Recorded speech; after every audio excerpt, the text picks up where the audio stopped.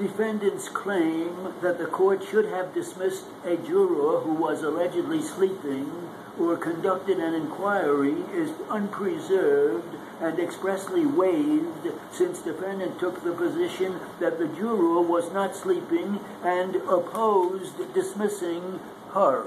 People versus Chan Lin, 240, Appellate Division 2nd, 319, leave denied, 90, New York Reports 2nd, 1010. People versus Williams, 187, Appellate Division 2nd, 398, leave denied, 81, New York 2nd, 349, and we decline to review it in the interest of justice.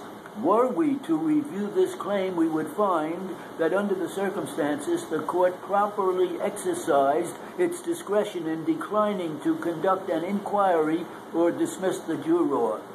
Defendants claim that counsel was ineffective for failing to request an inquiry or discharge of the juror should have been brought by way of a motion in which counsel could have explained the reason for his action.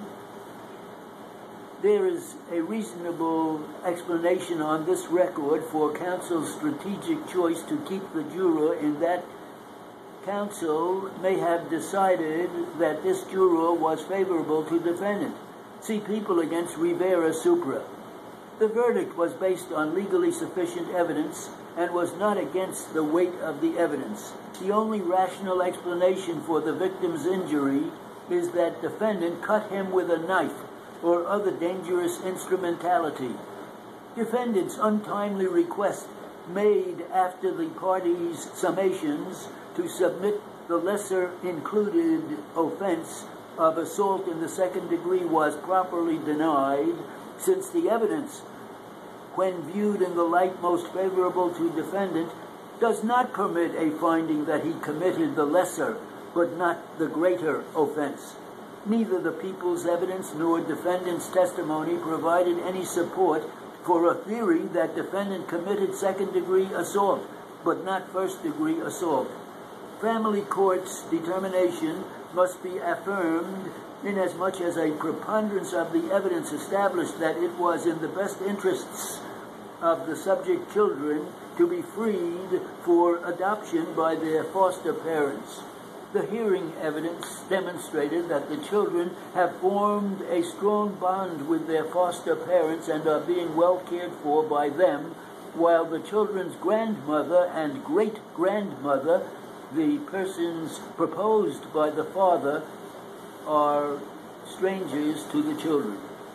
Defendants claims that the prosecutor introduced hearsay testimony and acted as an unsworn witness are unpreserved, and we decline to review them in the interest of justice. Were we to review these claims, we would reject them.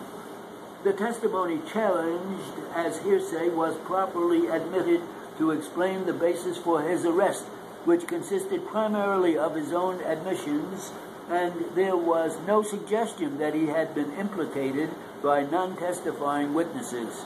See People against Pohl, 181, Appellate Division 2nd, 835.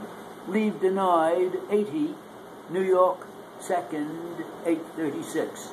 There was no violation of the unsworn witness rule when the prosecutor elicited the fact that he was present when defendant made his confession, which testimony was necessary to provide background information as to how defendant's statement was obtained and transcribed, since the prosecutor's conduct never became an issue here. The power of the people of the state of New York is inviolable.